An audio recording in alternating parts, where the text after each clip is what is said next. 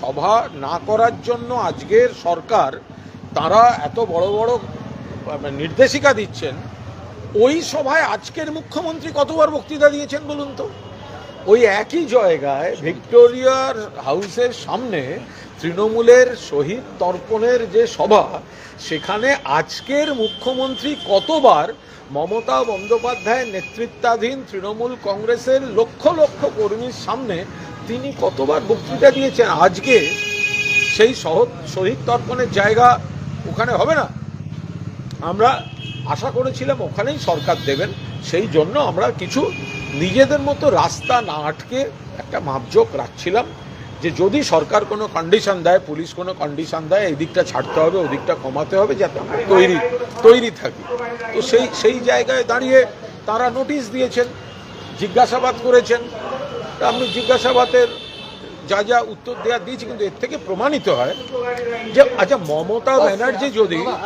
মমতা বন্দ্যোপাধ্যায়কে যদি তৃণমূল কংগ্রেস নাকি দুর্বল হয়েছে, মমতা বন্দ্যোপাধ্যায় এই হয়েছেন, অমুক সরকারের পৃষ্ঠপোষকতায় দল নাকি ভাগ করার চেষ্টা হচ্ছে, তা এত ভয় কিসের? তাহলে মমতা বন্দ্যোপাধ্যায়ের 21শে জুলাই শহীদ তর্পণের জন্য আইন জারি করে সমস্ত জনসভা বন্ধ করে দিতে হবে। ফিতে দিয়ে মাপলে পুলিশ করতে পারবে। ওনারাই লজ্জায় পড়ে গেছে, ওনাদের উপর আমার কোনো রাগ নেই, ওনারাই বিরাট লজ্জায় পড়ে গেছে যে এরকম একটা ওপর থেকে এসছে যে ওনাদেরকে এই বিষয়টা নিয়ে লোককে বিরক্ত করতে হবে। ওখানে কি জায়গা দেওয়া হচ্ছে না, সেটা তো কাল জানিয়ে দিয়েছে, ওনারা দিচ্ছেন না। তাহলে কোয়েশ্চেন ডাজ নট অ্যারাইজ। আমার তো সেটাই প্রশ্ন।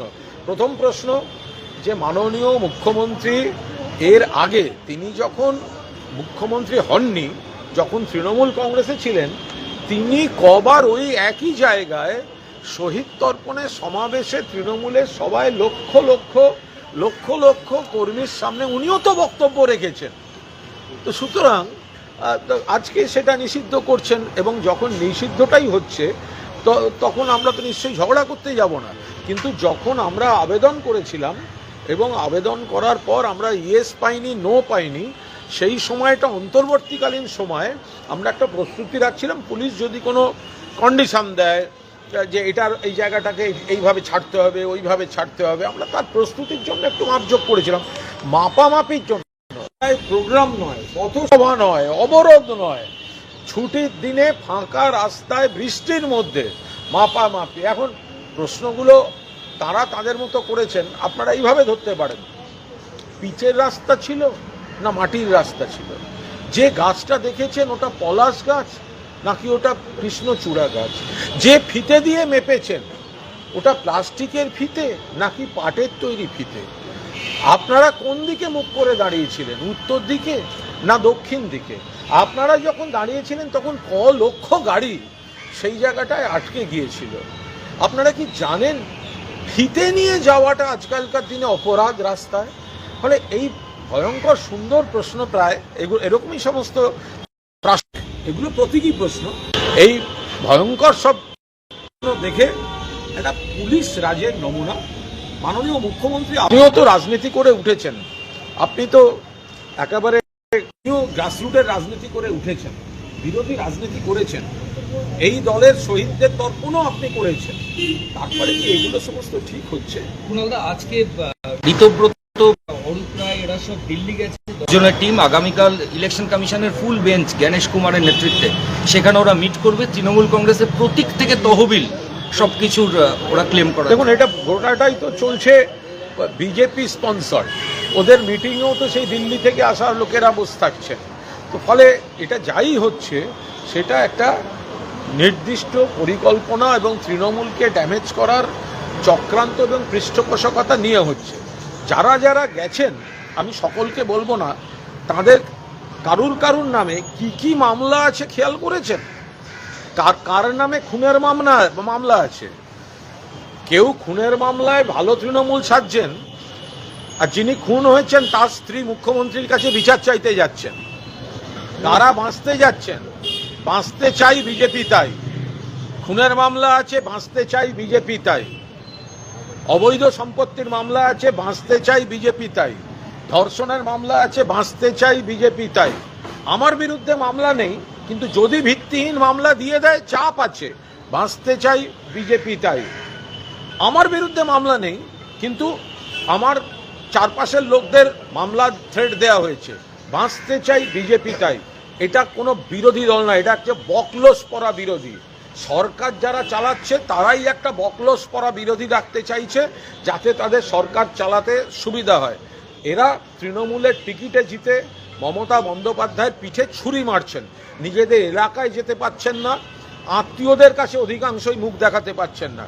তবে সবার দোষ নেই, অনেককে চাপ দিয়ে কয়েকজন অর্গানাইজড ওয়েতে বেইমানি করছেন, আর কয়েকজনকে চাপ দিয়ে পুলিশ প্রশাসন দিয়ে, একজন বিধায়ক বিধানসভায় ওদের কথা শোনেননি বলে তার সিকিউরিটি উইথড্র করে নেওয়া হয়েছে। তো এই ধরনের পুলিশরা যে চাপ দিয়ে তৃণমূলকে ভাঙার চেষ্টা করছে দিল্লির বিজেপি। অভিষেক ব্যানার্জির কণ্ঠস্বরের নমুনা রেকর্ডিংয়ের জন্য গতকাল উনি হাইকোর্টের দ্বারস্থ হয়েছিলেন, ইমিউনিটি পাননি, হাইকোর্ট ইন্টারভেন করতে চাননি। আজকে বিধাননগর এসিজেএম বলল আগামী 8 তারিখ সকালবেলা ওনাকে আসতে হবে এবং সিআইডিকে সেই মোতাবেক জানিয়েও দেওয়া হচ্ছে। না, কিন্তু কোর্টের, আমি নিশ্চয়ই কোর্টের একটা বিষয়, কোর্টের বিষয়ে কোনো মন্তব্য করব না। এটা কোর্টের রায় এবং অভিষেক বন্দ্যোপাধ্যায় আইনে লড়াইটি লড়েছেন, ফলে কোর্ট কিছু বললে আমি সেই মন্তব্য বলবো না। তাপস মণ্ডল রাজসাক্ষী, তিনি বলছেন যে প্রাথমিক নিয়োগ দুর্নীতিতে মাস্টার মাইন্ড কুন্তলের হাত ধরে আমি এই নিয়ে কোনো মন্তব্য করবো না। এখন যা ইচ্ছে, মানে এখন যেটা বলবেন, যার যা ইচ্ছে অভিযোগ লাগিয়ে দিয়ে যাচ্ছেন, কিন্তু তিনি দলকেও জানিয়েছিলেন এই বিষয়টা লিখিত আকারে। আমি এটা তার ব্যাপার, কি বলছেন এখন তার দায়িত্ব কে নেবে? তিনি একটা ইচ্ছে হলো বলে দিলেন, তা নিয়ে কোনো মন্তব্য করবো না। কুণালদা, অপরূপা পোদ্দারকে আজকে পুলিশ ডেকেছিল শ্রীরামপুর পুলিশ স্টেশন, উনি সেখানে যাননি, কোর্টে গেছিলেন ওনার হাজবেন্ড। দেখুন, একটা সমস্যা হচ্ছে যে যারা মমতা বন্দ্যোপাধ্যায় এবং মূল তৃণমূলের সঙ্গে আছেন তাদের উপরেই সমস্ত রকম পুলিশি অ্যাকশন হচ্ছে। যারা ওদিকে থাকছেন, বিজেপি স্পন্সার্ড তথাকথিত ওইদিকে থাকছেন, ওই বালিশ শিবিরে থাকছেন, একটু এগিয়ে যাই আমরা, ওই পুলিশের এই জায়গাটাকে একটু ছেড়ে দিই। যারা বালিশ শিবিরের দিকে যাচ্ছেন, তো সেই দিকে বালিশ শিবিরের দিকে যাচ্ছেন, তো তাদের কাছে পুলিশের অ্যাকশন হচ্ছে না। তার কারণ হচ্ছে বালিশ শিবিরের দিকে যাচ্ছেন, সেখানে অ্যাকশন হচ্ছে না। তা বিরাট টাকার অভিযোগ, সঙ্গে সঙ্গে বেল, অস্ত্র নিয়ে অভিযোগ, আর্মস অ্যাক্ট দিতে পুলিশ ভুলে যাচ্ছে। তাহলে এইভাবে বেশি দিন চলবে না। সাধারণ পুলিশকে দোষ দিয়ে লাভ নেই, ওনারা চাকরি করছেন, ওনারা ওনাদের কর্তব্য করছেন, রাজনৈতিক নির্দেশ আসছে, সেই মতো ভাবে হচ্ছে। সেবাশ্রয় ক্যাম্পে হোমিওপ্যাথিক ডাক্তার দিয়ে চিকিৎসা করা হয়েছিল অভিষেক ব্যানার্জির বিরুদ্ধে অভিযোগ। ক্যাম্প সম্পর্কে আমার কোনো ধারণা নেই, আমি উত্তর দিতে পারবো। সাংসদ মহুয়া মৈত্রের ওপর আজকেও হ্যাঁ, অত্যন্ত আপত্তিকর কাণ্ড কারখানা হয়েছে।